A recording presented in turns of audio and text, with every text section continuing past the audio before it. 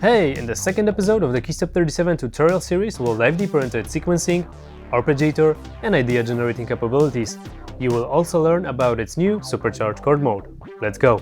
KeyStep 37 allows for recording in two different ways: step recording and real-time recording modes. To work in the step recording mode, all you have to do is to set this switch to sequencer, pick one of the 8 empty sequence slots, press record, and follow this by programming your notes.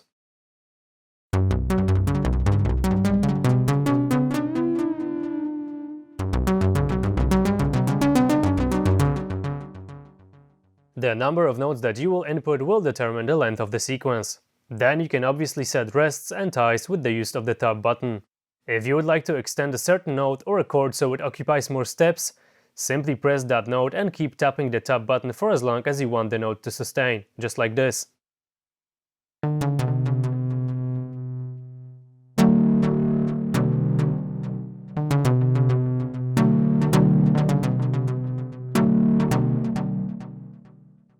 Again, the display will keep you informed about the current number of steps.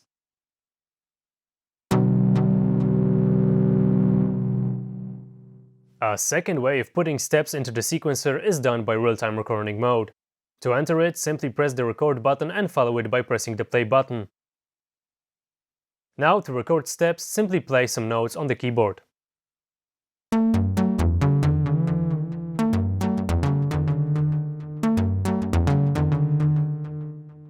Bear in mind that the previous sequence length that was set before will also apply prior to current recording.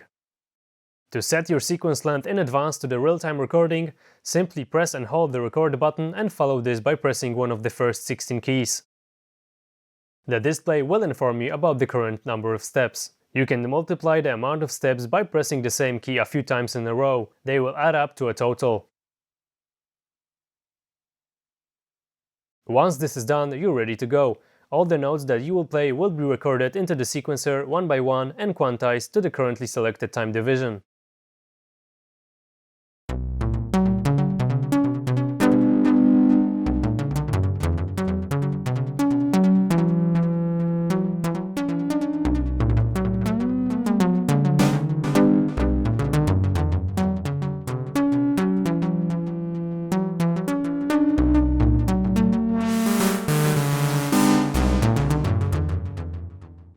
If you would like to start again because you're not satisfied with the outcome, simply press the stop button, then follow it by pressing and holding the record button while setting the sequence length. The action will allow you to erase all the notes and produce a new pattern. The mono function allows the user to switch between monophonic and polyphonic sequencing.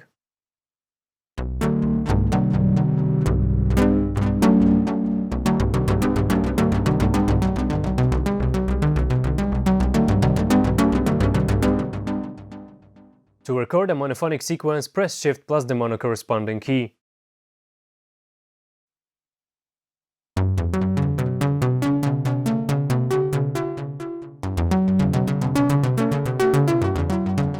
This will result in all the steps having just one note attached to them in both recording modes.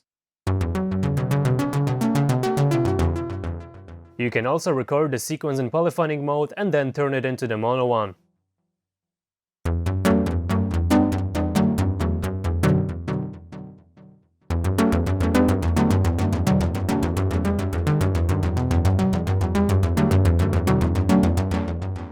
Activating the mono mode will not erase the polyphonic sequence.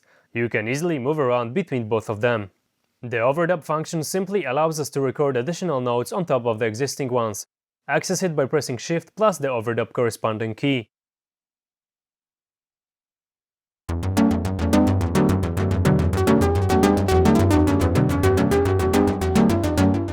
If the overdub is off, all the new recorded notes will replace the existing ones. To transpose your sequence byte note while it's playing, simply press Shift plus octave minus to activate this function.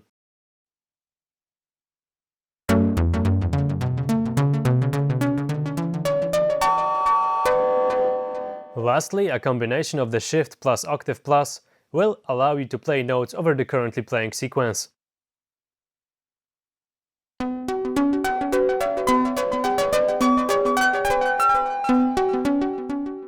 The built-in Arpeggiator is based on the tested formula with 8 different pattern directions, a vast array of time divisions, rate knob and octave range that goes plus and minus 3 octaves. To start using it, simply set its switch to the right position, choose the playback direction, set your time division, and trigger some notes.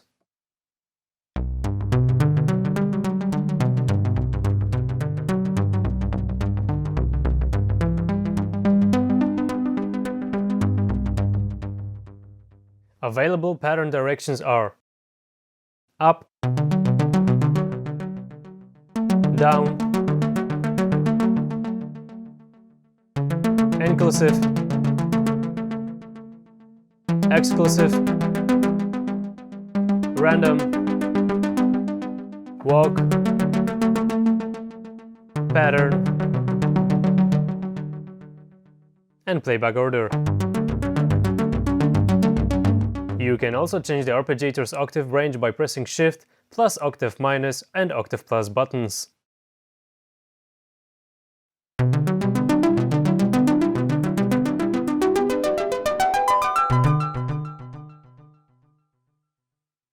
Chord Mode goes beyond the usual functionality, making it a standout feature for this instrument. It expands the sound manipulation capabilities with a vast range of different chords to choose from, as well as the way they are played back. To make a chord, all you have to do is to press and hold the chord button and follow it by playing a few notes that will create the chord.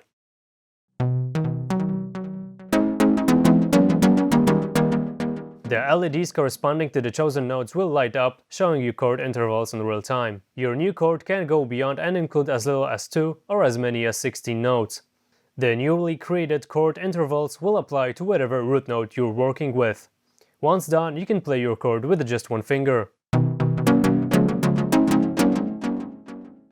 But that's not even the tip of the iceberg. Thanks to the creative approach and amazing work that our product team has done for this device, you're not limited to the one user chord that you've created. You have as many as 12 different chords types to work with.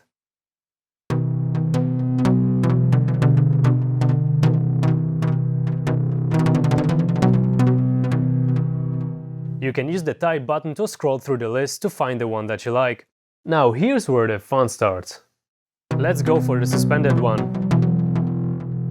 Now we can easily transform it to something else with the notes knob. This will produce additional notes on top of the existing ones. If my chord has only 3 notes, the notes knob can either decrease it to just 2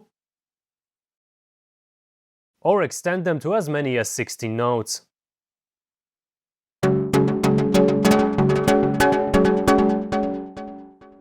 This already gives us a pretty creative foundation to create rich, broad chord voicings.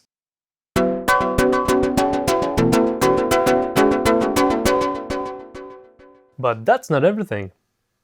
The last 2 parameters are the real creative treats.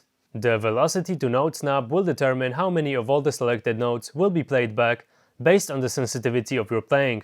This means that if we set it fully to the right to its maximum value, we will be able to play the chords with much more expressiveness.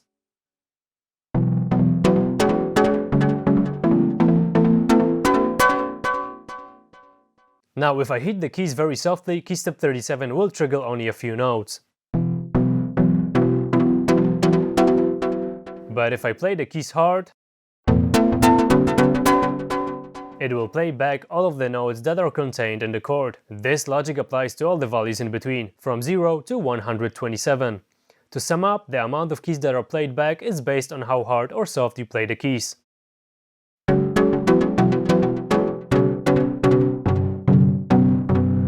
If you're still not convinced, let me show you the final feature called Strum. The name of this feature speaks for itself, but I will quickly explain its full potential. If set to 0, your chords are regularly played back with all the notes being triggered at all times.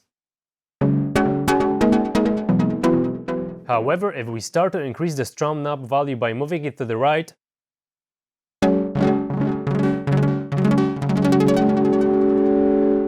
the chord will be slowly deconstructed and played back, just as if you would be playing or actually strumming a guitar. This fantastic feature can deconstruct and play back your chords from the lowest to the highest note,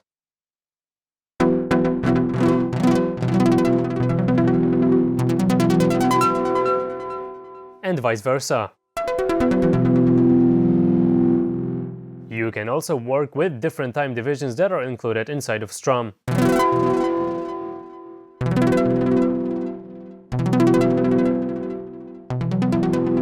from 64th through 32nd, 16th, 8th and quarter notes, including triplets and dotted modes. Now if you combine the sensitivity of your playing with the strum, you can end up with some really expressive dramatic sounds.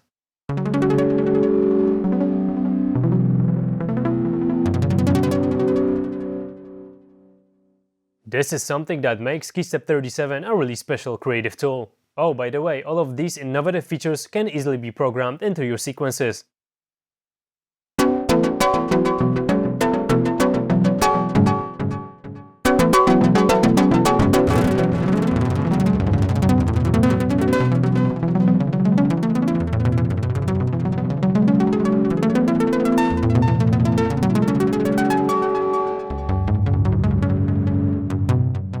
Once you have programmed the sequence, you can also change the values of all 4 knobs as well as the CC banks in real time, transforming your sequences with ever-evolving harmonies.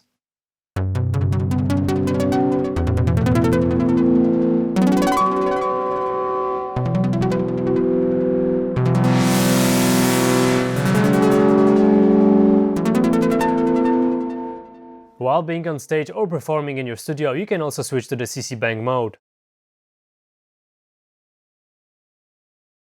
Thanks to the 4 knobs, it offers as many as 16 MIDI CC parameters placed across the 4 CC banks. To move around the 4 banks, simply press the Shift plus Chord button again. The display will inform you in which bank you are currently in. One of my favorite ways to use it is to assign it to some crucial parameters of my synthesizers.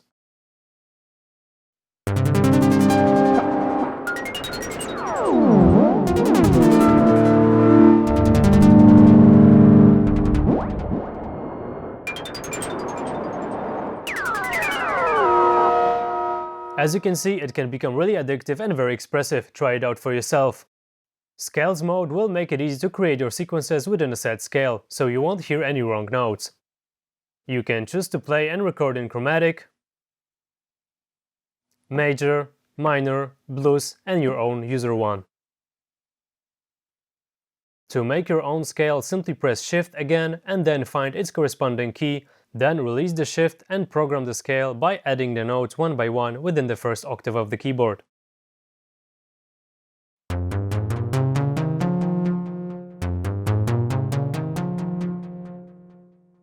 You can also set the root note of the factory scales.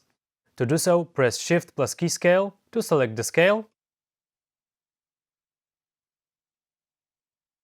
Then, while keeping the key pressed, release the Shift button and then select the root note on the first octave of the keyboard.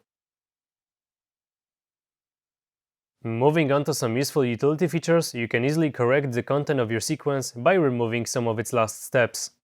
To do so, press and hold Shift plus Clear Last buttons.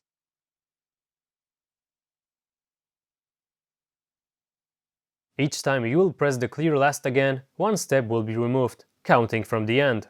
To give you an example, if you program a 16-step sequence and clear the last 4 notes, you will end up with a 12-note sequence. You can also easily clear the whole sequence. To do so, follow these steps. Press Stop, press and release Record, press and hold Record, and then hit one of the first 16 keys to set a new sequence length.